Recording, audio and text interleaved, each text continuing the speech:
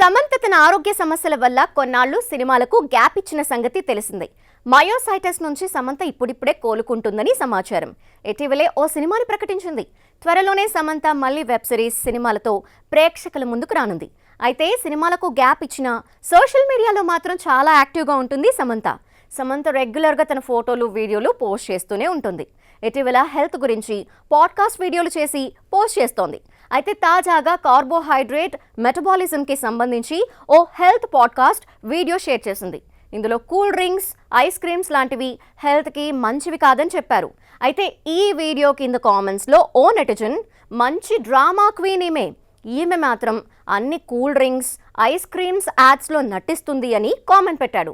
ఆ నెటిజన్ కామెంట్కి సమంత స్పందించి, ఇంతకుముందు నాకు ఏమీ తెలియనప్పుడు నేను తప్పులు చేశాను, కానీ తెలుసుకున్న తర్వాత అలాంటి యాడ్స్ అంగీకరించడం మానేశాను.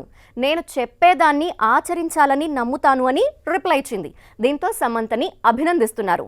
చేసిన తప్పుని తెలుసుకుని మళ్ళీ చేయకూడదు అనుకోవటం మంచి విషయమని అభినందిస్తున్నారు.